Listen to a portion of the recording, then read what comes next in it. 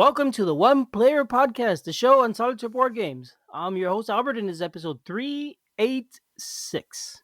You messed with a Minotaur, now you're gonna get the horns, buddy. Is that a threat, Julius? No, it's a quote and a reference. Oh, okay. I didn't know that one. That's But okay. it's as usual. It's pretty on point. All right, Albert, what are we talking about today? I've never heard of this one before. This seems like nonsense. It's a neat little game. Today we're talking about Lost in Adventure, the Labyrinth. Lost in Adventure. Yes. It is a cooperative, according to the back of the box, it is a cooperative tabletop graphic adventure. And that's basically what it feels like. That's exactly what the game is. It's for 1 to 6 players, but really it's a solitaire game that everybody can play together, honestly. Oh, one of them type of things. Yeah, pretty much at least I think so. I played with my son once and it worked well. We talked about it. We'd make choices. But I mean, you're all just controlling one character. So it's kind of like when you're trying to do a choose your own adventure book or point and click adventure with a bunch of people watching and commenting. And everybody's saying, what should we do next? Oh, I want to do this. I want to do that. Well, how about, yes, that's what it is. All right. Sure. So that's today's game. It's basically ancient Greece. It's the story of the Minotaur, more or less. It's a little tweaked for a video game, but I'll give you a summary of the game. Basically, hold on. So you're playing as a hero, probably Theseus, but it's never said specifically. I'm full of music today. Oh, excellent. You're thematic. Your ship is sunk in a storm, right? A huge storm comes along, you get sunk, you pray, and Poseidon rescues you, but for a price. You wash ashore on the island of Crete, the Isle of Crete, I guess, and you meet Minos and other stuff, and one way or another, you're going to end up in a labyrinth. There's going to be a Minotaur. You're going to explore the maze, and eventually you're going to find your way out. It is pretty scripted in that you will reach the end of this game. I mean, that's the story. That's true. So many of these type of adventure games. Yeah. Yep. Yeah, that's kind of the point. It's not inappropriate. Yeah, it's not inappropriate. It's not inappropriate at all. All right. So that's what the game is about. The theme and a summary. The components. So you get a meeple, first of all. One meeple to represent the hero, Theseus. Not necessarily Theseus. Maybe not. It's never said. I don't think it is, but it's never said. There's going to be 8 favorite tokens. These are little cardboard tokens that are double-sided. One side, it's a flame. One side is color, like a blue flame. The other side is black and white. 10 prophecy cards. These are cards that you're going to have that as you're playing will tell you, reveal the next prophecy, and this is something you need to accomplish. There's 80 interaction cards. These are cards that as you're playing, you will draw from the deck. They're ordered, so it'll tell you, pull out card 72. You find card 72, you pull it out, you look at the front, and maybe not flip it over depending on things. There are 40 item cards. These are things you could find as you travel along. And then there's 44 scenery cards. These are the map that you're going to build as you play. The scenery cards are bigger. They're about tarot size probably. They're played horizontally, so they're wider than they are tall to build a map. Each scenery card is more or less one screen in a video game, right? I totally 100% think of this as a point-and-click video game. It's what it feels like. It's what it plays like. It's set up kind of to look like one even, I think, in a way, with the screens. And I mentioned the pawn. That's all your components. It's not a whole lot in the box. It's pretty simple. It's a smallish box. It's about the, like the Cosmos 2-player games, like 8 by 8 inch, that size. That's what the box is. Square box. The rules. Okay, let's talk about the rules, Julius. No questions so far? Sounds good to me. Actually, I should talk about the components. The art is cartoonish. It's nice enough. It's not fantastic art, but it's cartoonish and it's fun and it works well. There's the map tiles have no text. They're just pictures. There'll be like a number on it, maybe a symbol. The other cards, the what do they call, like the adventure cards or whatever, they look ancient Grecian in that, the style of it a little bit more or less. So anyway, the rules. The rule book it's pretty good. It's fine. It's a very simple game, so there's not a whole lot to the rules. It's probably like what 10 pages, 12 pages, and that includes a fact at the back. So it's a pretty simple game. I think the first time I played, a couple times I was referring to it because it is so rules light. A couple times, once in a while, you're sort of like, wait, am I supposed to do that or not? But it really is straightforward. Yeah, 8 pages, including the last page, which is a fact, and the first page was just a list of the content. So it's really 6 pages of rules, I guess. Okay, so now the gameplay. The gameplay consists. You're going to start with map one, map tile one. You're going to put it on the table. It tells you always put it face down. You could almost skip that step, but let's say you're going to follow the rules. You put it face down, and it says if you have more than one tile out when you start, like let's say after you finish the very first opening scene, it's going to tell you lay out like 6 or 7 tiles, and it tells you how to arrange them on the back. And one of them has an icon representing your meeple. That's where you're going to start. You'll flip over that tile and start playing. So at the very beginning, you have one tile. It's obvious which one you start on. You flip it over and you start playing. When you flip it over, I said they don't have any writing on it. It does have like a number on it, I think, or a couple numbers telling you which cards to flip over. So you go through the deck and you find the corresponding cards and you lay them out on the table in front of you. Some of the cards will say, do immediately. Some don't.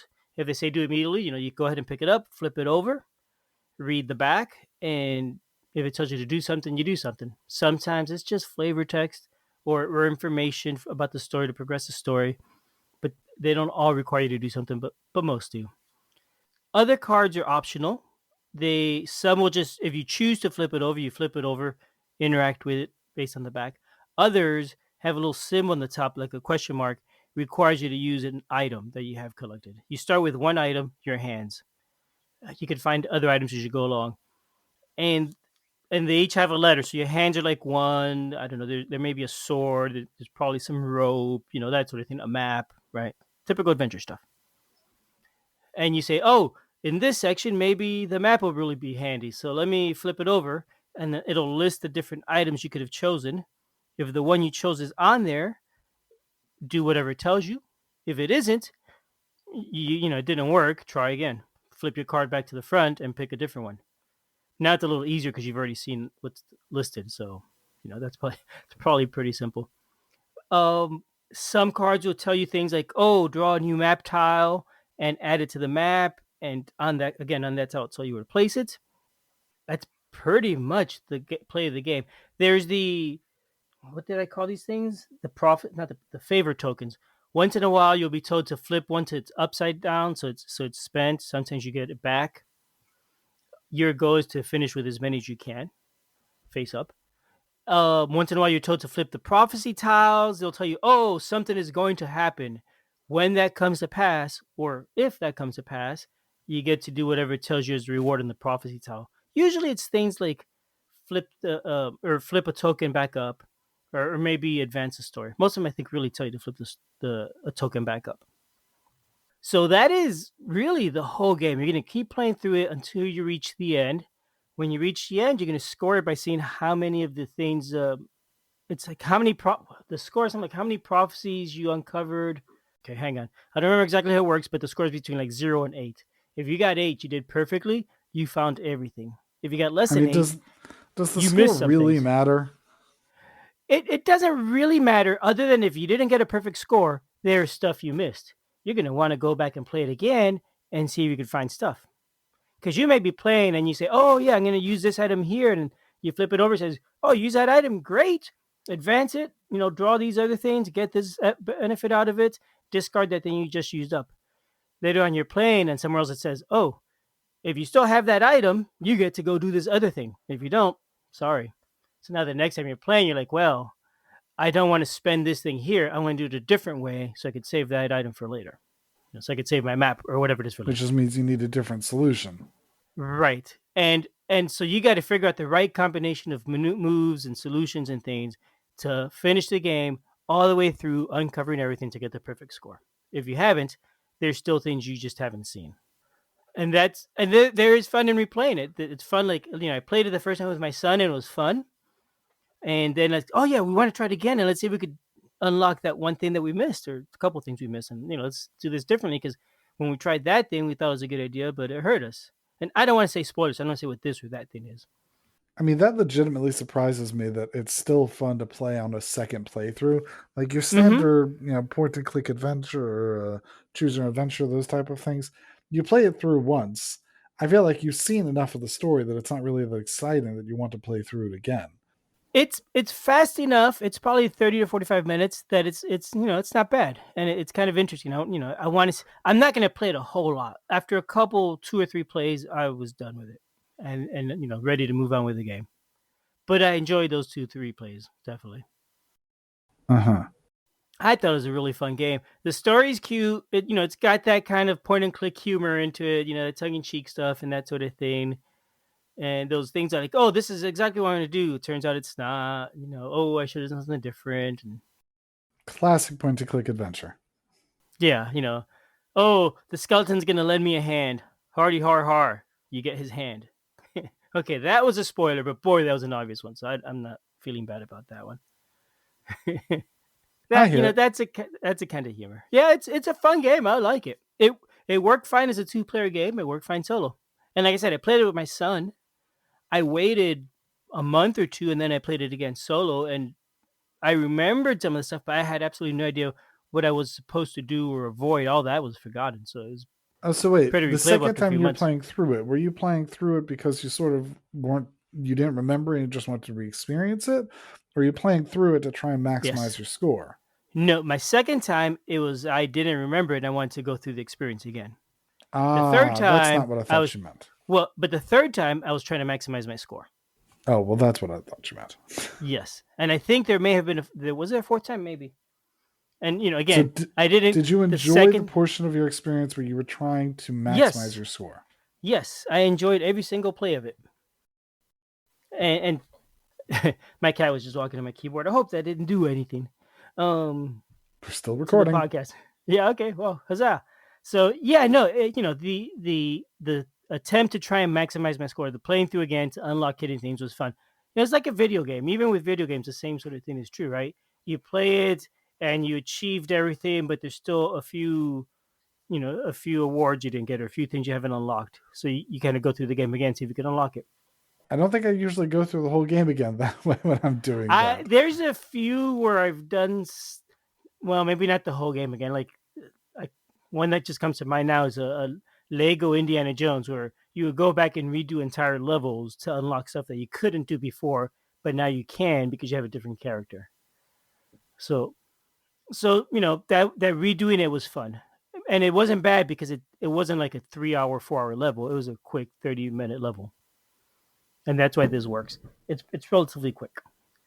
It it does take a bit of table space now. That's the one drawback about it because you're laying those map tiles out. At one point, my table it's not a huge table. What is it, like 3 feet by 3 feet, maybe 2.5 or 2.5 by 2.5, something like that. And it got pretty crowded on that. So a dinner table would be more comfortable to play on. I can hear that. So yeah, that's Lost in Adventure. It's a pretty cool game. I really liked it. I enjoyed it a lot. It wasn't very expensive at all. It's probably $20 or $25. Yeah, it's available from various places for like $15 to $20. Okay, yeah. I think retail was 20. I'm not sure. I remember it was really cheap, so I was like, "Yeah, I'll pick that up. Let's see what that's like." Yeah, I mean that sounds like a nice little. I enjoy these kind of choose your own adventures single playthrough story experiences. I usually treat them more as a single story experience, and often for the games where you're trying to maximize your score, I don't enjoy those kind of things. For Mm. example, we did Until Proven Guilty, where you were attempting to maximize your score. I did not enjoy that aspect of it. I wanted to play through it and have that experience. I would be surprised to hear this idea of trying to find all the pieces to be something that's interesting, even though you brought up an interesting correlation between that and video games, where I often, Mm-hmm. not that I have any time for playing video games nowadays, but where I often Yeah. like trying to 100% video games before I move on to the next one. And I don't do Yeah. that for board games. Yeah. Most board games don't really present themselves in that way. Some have unlockable things like is it Final Girl, right? when you play Final Girl, it'll have a sheet in there say, try unlock these achievements. See if you can get all the achievements. Win with this combination of characters, I've got a wide or variety of games that whatever. have those kind of achievements, and I Okay. don't. Yeah, I haven't tried any myself either. And this, it was different because I wanted to go and see the story piece that I missed. And granted, it was never much of a story piece, but it's still, I wanted to see what I missed. It's a rather light story in this game, honestly. It fits mostly in pictures and little bits of cards here and there. Mm. But yeah, no, I liked it. I liked it a lot. There is one thing I didn't appreciate as much. One of the puzzles was hard to solve. One of them requires you to spot something on a card, which is different from everything else. Everything else, it's pretty obvious what your choices are. Here, you had to spot something, and I never did, actually. So I never actually completed the game. And I'm confident I know what I was looking for and where and all that, but I didn't see it. So that was interesting. I will say, by the way, I didn't mention it before. I just glancing over some of the pictures and the rule book. I think the art looks nice. I just want to Yeah. mention it. I think it looks cute. Okay. Yeah, it's cute. It's absolutely cute. It feels like it kind of reminds me of the old Sierra Madre games. It's not that style. It's not like video game art at all, but it's a kind of cute cartoony feel to it. Yeah. What I'm trying to remember Absolutely. that. I'm trying to remember which of the escape room games it makes me think of. It's definitely the smaller one that is very disposable, but I can't remember the name of that one. Oh, not the Deck Venture or something like that? No, that's not it. Deckscape? That's not it. Okay. Okay. I don't know. Then I haven't played too many of those. I have. So this game kind of Exit. sort of exits. Ah, The yes. Exit Okay. series. It reminds me of the Yep. Exit series. Those are the ones where you have to cut up card things and all that. Yeah. I didn't like that too much because of those. I don't disagree Because with you. I think that yeah. uh, I think that the puzzles were way off point. Yeah, exits I don't like because they have to cut up stuff. I think the puzzles are very good generally. Mm-hmm. And, one could argue cutting up the stuff is fine, but with all my other games, once I've played them, I've been able to pass them on to somebody else and let them enjoy it. And Yeah, I appreciate that. It's less wasteful. Have you played other games like the Card Ventura series? There's a few of those. I have. You're not talking about ones that are sort of point and click adventure ones, because I think we've No, even that is talked about different. Card I don't Ventura. remember having to. Yeah, I don't remember talking about it. That one is more of a. That's more like a choose your own adventure, right? Where you Right, flip, you that's get the this card type and it of says, thing. This did not feel like a choose your own adventure as much as it felt like a point and click. This one felt more like the what's that other game that Point and we clicks feel like choose your own adventures. I guess, but better or different. I don't know, different. Different. Yeah. One is a video game medium, and one is a book medium. Like I would not call choose your own adventure book point and click. It does not. It feels way more scripted. Card Ventura feels way more scripted. This one didn't feel scripted. I could go back and forth. I could go to one screen and do stuff, and then come back and do stuff. And you kind of have to explore the map and go back and forth. In the point and clicky stuff, it's very very linear, and you progress forward. You never really go back. And I kind of got that experience from Card Ventura. I think that depends. Well, we are so off topic, but that really depends upon Yeah. the point and click adventure and how good of an adventure it is. Well, yeah, there's that. There is that. Okay, that's true. But I just, yeah, But talking yeah, about here different levels of the thing. focusing just on this one and comparing to what it is, I think we've certainly got the idea that it is, it is a narrative experiential game and not a strategy game. How about that? Yeah, that works for me. What is that other game that was a point and click adventure? I can't remember the name of it that we liked. The one that was in the book. It's on my shelf, so I'm going to walk out to my shelf. Yeah, Hold, please. Cantaloop. Cantaloop. Yes, this felt more like a Cantaloop than it did a Card Ventura. That was my point. And yeah, again, they're not super different, honestly. But yeah, this kind of reminds me a lot of Cantaloop, and I was surprised by that when I first played it. So yeah, pretty neat game. Plays So you give fast. it high reviews, and I'm now want to go and take a look at it if I ever see it coming around. Yeah, yeah. It's fun. It's cheap and it's quick. It's not gonna have a lot of life at home because you're gonna play it and move on eventually after a couple plays at most, right? And then, but yeah, I enjoyed it. Well, I believe we've been circling around this point like a guy lost in a maze long enough. I think you're right, Julius.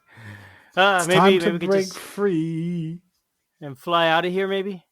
Indeed. All right. All right. Bye Have bye, a good everyone. day, everybody.